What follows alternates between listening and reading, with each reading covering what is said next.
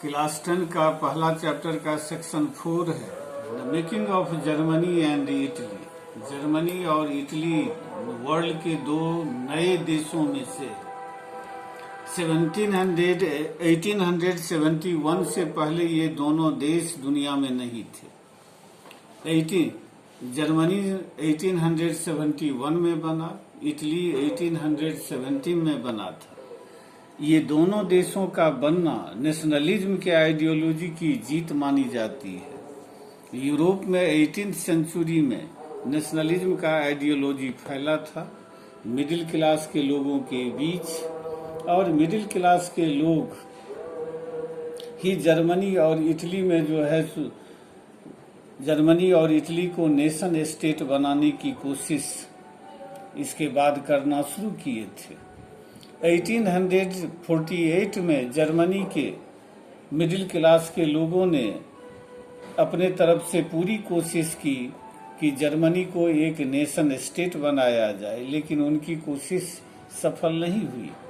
उसके बाद 1848 के बाद एक परिवर्तन यूरोप में यह आया कि मिडिल क्लास के बीच से नेशनलिज्म का आइडियोलॉजी शिफ्ट करके कंजर्वेटिव लोगों के बीच चला गया, जिसके अंतर कंजर्वेटिव लोगों में जैसे नोबिलिटी क्लास के लोग, जो रॉयल फैमिली के लोग, क्लर्जी लोग, ये सब थे। ये लोग जो है सो कंजर्वेटिव कहलाते थे। तो इन लोगों ने ग्रैब कर लिया नेशनलिज्म के आइडियोलॉजी को, और नेशनलिज्म के आइडियोलॉजी के थ्रू वह अपने राज्य शक्ति यानी स्टेट पावर और पॉलिटिकल डोमिनेंस यानी कि राजनीतिक आधिपत्य स्थापित करने की उन लोगों ने कोशिश की। इसका सबसे बड़ा उदाहरण देखने को मिलता है जर्मनी के और इटली के यूनिफिकेशन के प्रोसेस से। आज बताएंगे उसमें से जर्मनी का यूनिफिकेशन किस तरह से हुआ। जर्मनी यद्यपि जब कैजर विलियम फर्स्ट जब जर्मनी पर्शिया का रूलर बना, मोनार्क बना, तो उसके समय में जोर शोर से जर्मनी को एक नेशन स्टेट बनाने की कोशिश शुरू हुई। लेकिन वास्तव में जर्मनी के यूनिफिकेशन का जो प्रोसेस था बहुत पहले, जब नेपोलियन बोनापार्ट फ्रांस का रूलर था उसी समय शुरू हो गया था। नेपोलियन बोनापार्ट के समय में फ्रांस अपने आसपास के सारे देशों को जीता था।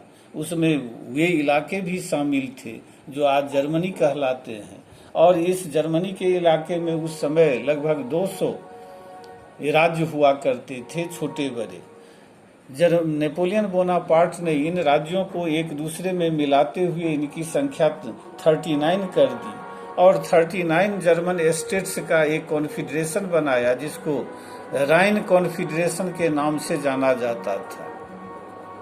तो ये पहला फेज था। इसके बाद ही मिडिल क्लास के 39 स्टेट के जर्मन स्टेट्स के लोगों ने जो सपना देखना शुरू किया, जर्मनी एक नेशन स्टेट बनेगा।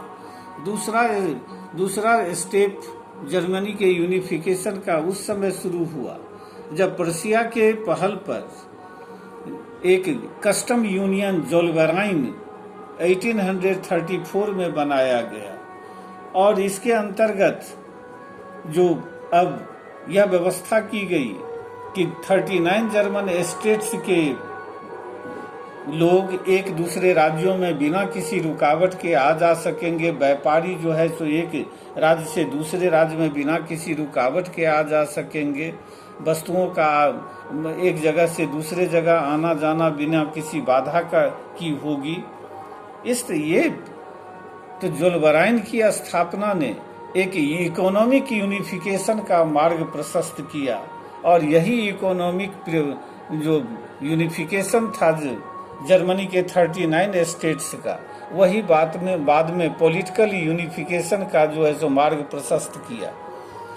1848 में तीसरा फेज जर्मनी का उस समय शुरू हुआ जब 39 जर्मन स्टेट्स के मिडिल क्लास के लोगों के द्वारा स्थापित पॉलिटिकल एसोसिएशंस के मेंबर लोग फ्रैंकफर्ट नाम के शहर में जमा हुए और एक ऑल जर्मन पार्लियामेंट स्थापित करने की कोशिश की, जिसके 831 मेंबर होते जो जर्मनी के लिए एक कॉन्स्टिट्यूशन बनाते और इस कॉन्स्टिट्यूशन के द्वारा जर्मनी को एक नेशन स्टेट डिक्लेयर किया गया, जिसका एक कॉन्स्टिट्यूशनल हेड होता और वह प्रशा का मोनार्क फ्रेडरिक विल्हेम फोर्थ होता। लेकिन फ्रेडरिक विल्हेम फोर्थ को यह बात पसंद नहीं आई और उसने इनके प्रपोजल को रिजेक्ट कर दिया। आर्मी के बल पर इन लोगों को वहां से फ्रैंकफर्ट के सेंट पॉल चर्च के हॉल से इनको खदेड़ दिया गया। इस तरह इनकी लिबरल मिडिल क्लास के लिबरल लोगों की जर्मनी को एक नेशन स्टेट बनाने की कोशिश और सफल हुई। चौथा और अंतिम स्टेप उस समय लिया गया जर्मनी को यूनिफाइड करने का, जब पर्शिया का मोनार्क विलियम फर्स्ट बना। यह जो है सो जर्मनी के यूनिफिकेशन में बहुत ज़्यादा विश्वास करने वाला, बहुत ज़्यादा सपोर्ट करने वाला व्यक्ति था। इसने 1862 में ओटो वन बिस्मार्क को अपना प्राइम मिनिस्टर अपॉइंट किया और बिस्मार्क को माना जाता है जर्मन यूनिफिकेशन का आर्किटेक्ट।